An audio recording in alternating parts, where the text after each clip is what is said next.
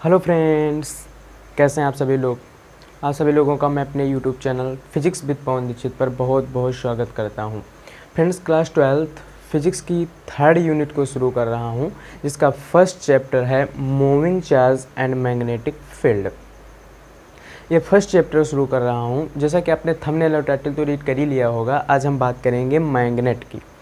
तो video start करने से पहले जो भी फ्रेंड्स हमारे चैनल पर नए हैं, चैनल को सब्सक्राइब करके बेल आइकन को प्रेस कर दें, जिससे ऐसी ही अन्य वीडियो की नोटिफिकेशन आप तक पहुंच सके, और वीडियो को लाइक भी कर दें फ्रेंड्स। तो आज बात करेंगे फ्रेंड्स मैग्नेट की उत्पत्ति कैसे हुई। तो मैग्नेट के बारे में आज हम समझते हैं।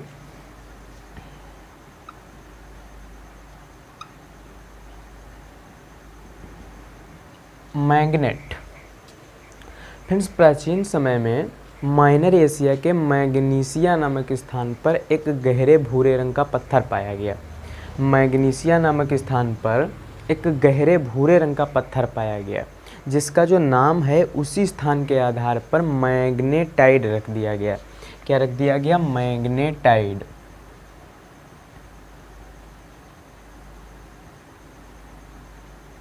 क्या रख दिया गया? मैग्नेटाइड। ठीक है। मैग्नेटाइड में लोहे का ऑक्साइड होता है। इसमें क्या पाया जाता है? लोहे का ऑक्साइड Fe3O4।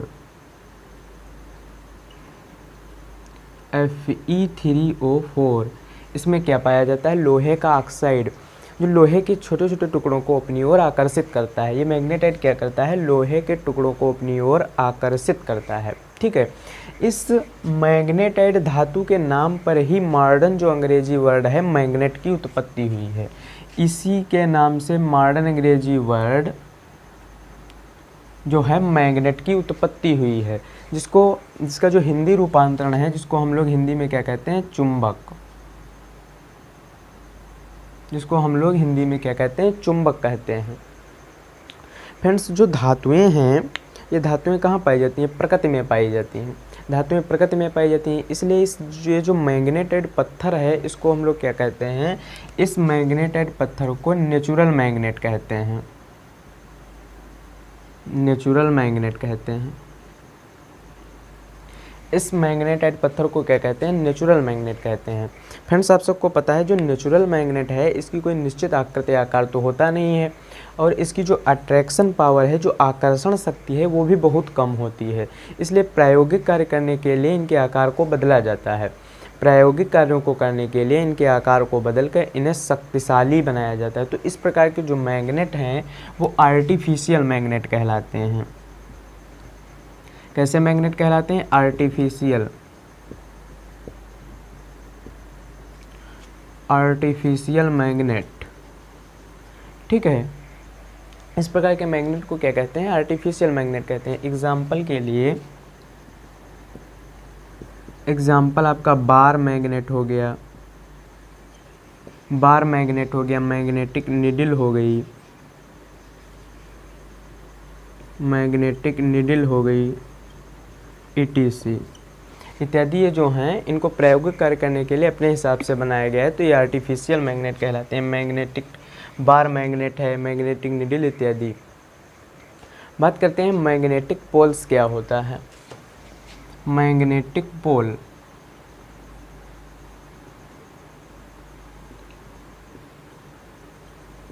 मैग्नेटिक पोल तो चुंबक के ऐसे सिरे, चुंबक के सिरों पर स्थित ऐसे बिंदु जिन पर चुंबकत्व सर्वाधिक होता है, मैग्नेटिक पोल्स कहलाते हैं। ये कोई चुंबक है,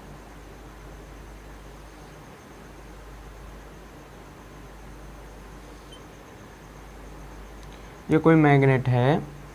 मैग्नेट में बेसिकली दो पोल्स होते हैं, नॉर्थ पोल और साउथ पोल। कितने पोल होते हैं? 2 पोल, नॉर्थ पोल और साउथ पोल। चुंबक के कितने ध्रुव होते हैं? 2 ध्रुव होते हैं, 2 पोल होते हैं, मैग्नेट, नॉर्थ पोल और साउथ पोल। फ्रेंड्स, यदि किसी चुंबक को हम स्वतंत्रता पूर्वक लटका दें, यदि किसी चुंबक को हम स्वतंत्रता पूर्वक लटकाएं तो हमेशा किस डायरेक्शन में ठहरता है? नॉर्थ साउथ पोजीशन में, नॉर्थ साउथ डायरेक्शन में ही रुकता है। स्वतंत्रता पूर्वक यदि हम किसी चुंबक को लटकाएं तो हमेशा वो नॉर्थ साउथ डायरेक्शन में ही टिकता है। ये जो चुंबक है, 2 पोल्स हैं, नॉर्थ पोल और साउथ पोल, यदि इसको हम बीच से, इसको बीचों बीच से बराबर, इसको यदि हम बीचों बीच से काट दें, इस चुंबक को यदि हम बीचों बीच से काट दें, तो इसके जो पोल्स हैं नॉर्थ पोल और साउथ पोल, ये एक दूसरे से अलग नहीं होते। मान लो यहाँ से हमने इसे बीच से काट दिया,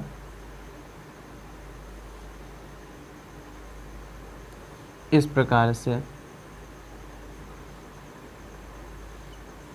ये था नॉर्थ, ये था साउथ, इसको हमने बीचों बीच से इस चुंबक को काटा है। तो ये जो इसके पोल्स हैं नॉर्थ पोल और साउथ पोल एक दूसरे से अलग नहीं होते, बल्कि प्रत्येक चुंबक एक पूर्ण चुंबक होता है, प्रत्येक मैग्नेट एक पूर्ण मैग्नेट होता है। ये जिसके दो पोल्स होते हैं, तो ये नॉर्थ है, ये साउथ अपने आप हो जाएगा, ये साउथ है, ये नॉर्थ अपने आप पोल बन जाएगा। यानी प्रत्येक चुंबक का जो भाग है, प्रत्येक चुंबक एक पूर्ण चुंबक होता है। यदि इसको हम दो भागों में बांट देते हैं तो ये उसके जो हैं फिर से नॉर्थ साउथ बन जाएंगे। यानी प्रत्येक जो मैग्नेट का भाग है, प्रत्येक चुंबक एक पूर्ण चुंबक होता है। मान लो ये दो पार्ट हैं, इनको यदि हम फिर से अलग अलग दो भागों में बांट दें, इन दो चुंबकों को अलग अलग फिर से हम काट दें इस प्रकार से,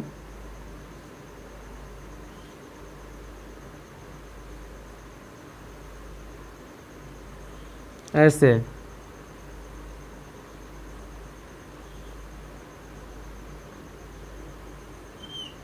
इस प्रकार से ऐसे इस चुंबक को काट दें,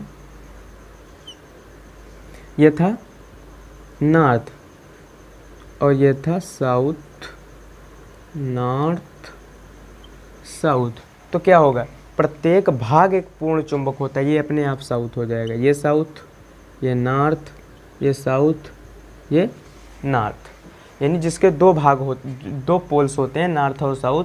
यानी कहने का सेंस ये है कि किसी भी चुंबक को काटने पर उसके नॉर्थ पोल और साउथ पोल को एक दूसरे से अलग नहीं किया जा सकता, क्योंकि बल्कि प्रत्येक भाग एक पूर्ण चुंबक होता है, वो अपने आप, जिसके दो पोल्स अपने आप हो जाते हैं, नॉर्थ पोल और साउथ पोल, इस प्रकार से। ठीक है फ्रेंड्स, यदि कोई चुंबक लें, यदि मान लो कोई मैग्नेटिक नीडल लें और उसको स्वतंत्रता पूर्वक इस प्रकार से लटका दें, कोई मैग्नेटिक नीडल लें,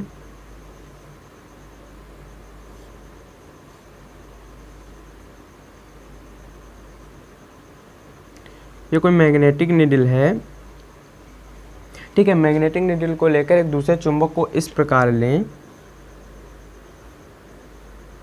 ये कोई दूसरा चुंबक है, ये मान लो नॉर्थ साउथ, ये हमारे पास कोई दूसरा चुंबक है नॉर्थ साउथ। किसी स्वतंत्रता पूर्वक घूम सकने वाले, स्वतंत्रता पूर्वक लटकने वाले किसी मैग्नेटिक निडल को, एक स्वतंत्रता पूर्वक जो लटकी हुई मैग्नेटिक निडल है, इसके संपर्क में किसी अन्य चुंबक को इस प्रकार लाएं कि इसका जो नॉर्थ, इसका जो साउथ पोल है इस मैग्नेटिक निडल के साउथ पोल के संपर्क में हो, या इसका जो नॉर्थ पोल है इस मैग्नेटिक निडल के नॉर्थ पोल के संपर्क में हो। यानी लाइक पोल्स जब पास में लाते हैं तो हम देखते हैं कि यह जो मैग्नेटिक निडल है ये दूर की ओर भागती है। यानी जब लाइक पोल्स इसका साउथ पोल इस मैग्नेटिक निडल के साउथ पोल के संपर्क में लाते हैं तो ये मैग्नेटिक निडल क्या होती है, दूर भागती है। जबकि इसका नॉर्थ पोल इस मैग्नेटिक निडल के साउथ पोल के संपर्क में लाते हैं, इसका नॉर्थ पोल इस मैग्नेटिक निडल के साउथ पोल के संपर्क में लाते हैं, या इसका साउथ पोल इस मैग्नेटिक निडल के नॉर्थ पोल के संपर्क में लाते हैं, इधर लाते हैं, तो क्या होता है, ये मैग्नेटिक निडल पास आती है।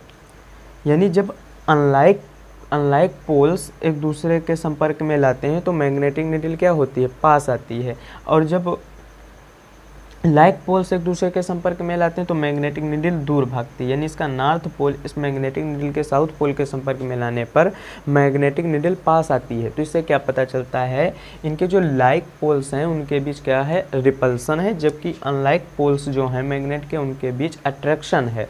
यानी जो लाइक पोल्स हैं, लाइक पोल्स मैग्नेट के जो हैं उनके मध्य क्या है, रिपल्सन है। और जो अनलाइक पोल्स हैं,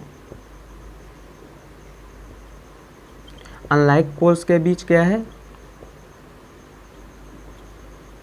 अट्रैक्शन है, यानी विजातीय ध्रुवों के मध्य क्या है, आकर्षण है, जबकि सजातीय ध्रुव हैं जो हैं उनके मध्य, सजातीय ध्रुवों के मध्य प्रतिकर्षण है। ठीक है, तो इससे यह पता चला है कि चुंबक के जो सजातीय ध्रुव हैं, जो लाइक पोल्स हैं उनके मध्य रिपल्सन, और जबकि जो अनलाइक पोल्स हैं उनके मध्य अट्रैक्शन कार्य करता है।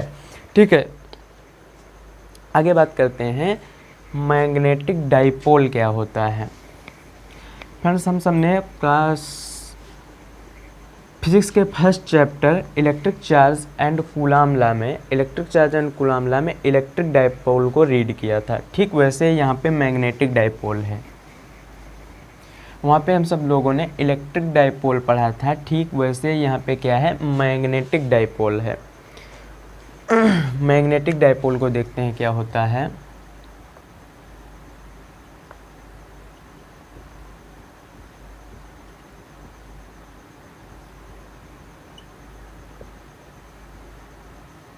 मैग्नेटिक डाइपोल क्या होता है, तो मैग्नेटिक डाइपोल फ्रेंड्स क्या है, इसको समझते हैं। An arrangement of two magnetic poles of equal and opposite strength separated by a finite distance is called magnetic dipole. यानी जब दो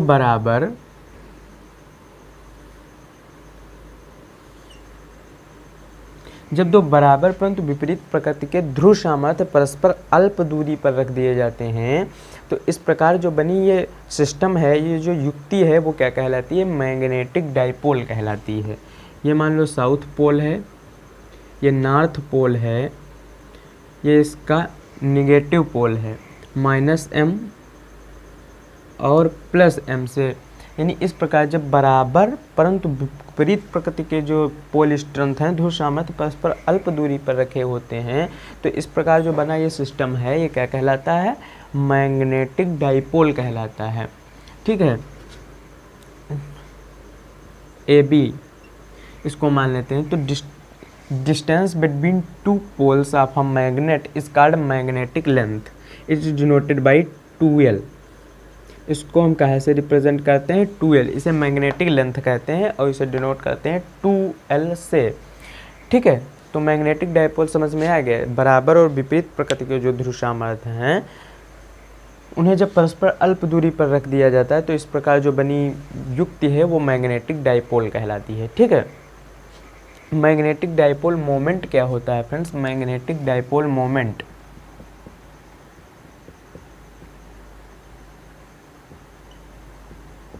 magnetic dipole moment magnetic dipole moment friends किसे कहते हैं, तो इसे समझते हैं।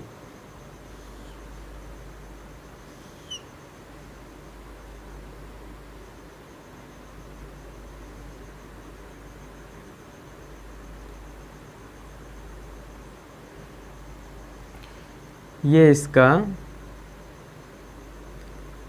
साउथ पोल है और ये इसका नॉर्थ पोल है।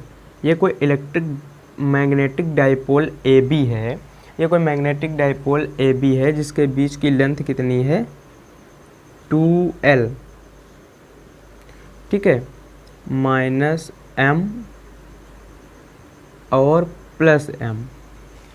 ठीक है, -m और +m यानी बराबर और विपरीत प्रकृति के मैग्नेटिक पोल्स जो हैं, पोल स्ट्रेंथ से बना है, एक मैग्नेटिक डाइपोल AB है। तो मैग्नेटिक डाइपोल मोमेंट क्या होता है, इसे कैपिटल M से डिनोट करते हैं। कहाँ से डिनोट करते हैं, कैपिटल M से। तो मैग्नेटिक डाइपोल के किसी एक ध्रुव सामर्थ्य के परिमाण, मैग्नेटिक डाइपोल के किसी एक ध्रुव सामर्थ्य के परिमाण, मैग्नीट्यूड, इसमें साइन सिंबल यूज नहीं करेंगे, मैग्नीट्यूड के किसी एक ध्रुव सामर्थ्य के परिमाण तथा दोनों ध्रुव सामर्थ्यों के बीच की दूरी के गुणनफल को मैग्नेटिक डाइपोल मोमेंट कहते हैं। इनके बीच की दूरी कितनी है, 2L, इनका गुणनफल जो है वो मैग्नेटिक डाइपोल मोमेंट कहलाता है। यानी product of pole strength of a magnetic dipole and magnetic length is called magnetic dipole moment. चुंबकीय द्विध्रुव को किसी एक ध्रुव सामर्थ्य के परिमाण तथा दोनों ध्रुव सामर्थ्यों के बीच की दूरी के गुणनफल को मैग्नेटिक डायपोल मोमेंट कहते हैं। यह एक सदिश राशि है। क्या है? यह एक वेक्टर क्वांटिटी है जिसकी जो डायरेक्शन है वो साउथ पोल से नॉर्थ पोल की ओर होती है। डायरेक्शन इसकी किधर होती है? साउथ पोल से नॉर्थ पोल की ओर होती है। यह एक कैसी क्वांटिटी है? वेक्टर क्वांटिटी है। तो इसको हम याद रखेंगे, m equal to m into capital M equal to small m into 2l। ठीक है, यूनिट की बात करते हैं। यूनिट कितनी हो जाएगी? m। ये m क्या है? पोल स्ट्रेंथ है। ये m क्या है? Pole strength. और इसका जो फार्मूला होता है pole strength m equal to ampere into length. m की जगह पे क्या लिख सकते हैं? I into L। ये हम याद रखेंगे, ये फार्मूला होता है। तो m की जो यूनिट है वो कितनी हो जाएगी? Ampere metre. m है पोल स्ट्रेंथ जिसका फार्मूला होता है I इंटू L, और इसकी यूनिट कितनी हो जाएगी? Ampere metre. यही तो m बराबर इसकी हो जाएगी एम्पियर मीटर। और ये 2l क्या है? ये भी लेंथ है तो इसकी भी यूनिट मीटर। तो टोटल क्या बनी? Ampere metre square. ये इसकी हो गई यूनिट। ओके, डायमेंशनल फार्मूला इसका कितना हो जाएगा?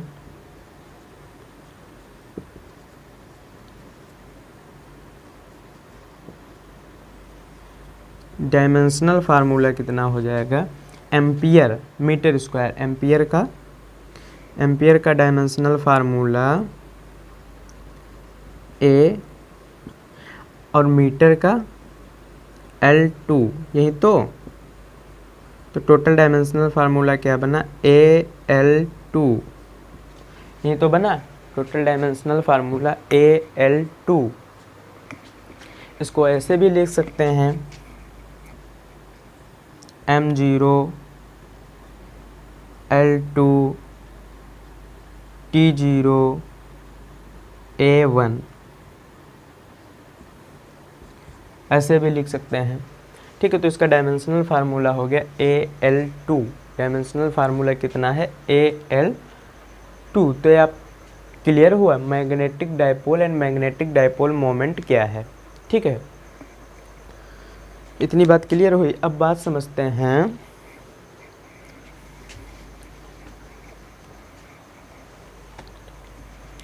डीमैग्नेटाइजेशन किसे कहते हैं।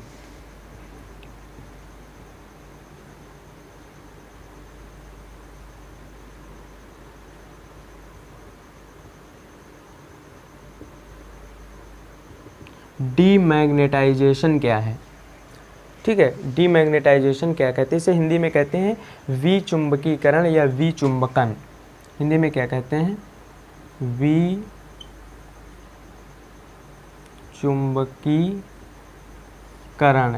या चुंबकीकरण या विचुंबकन।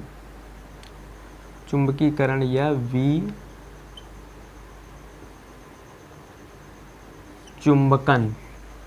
बोलते हैं। तो ये वह प्रक्रिया जिसमें चुंबक का चुंबकत्व गुण कम या ख़त्म किया जा सकता है उसे हम कहते हैं डीमैग्नेटाइजेशन।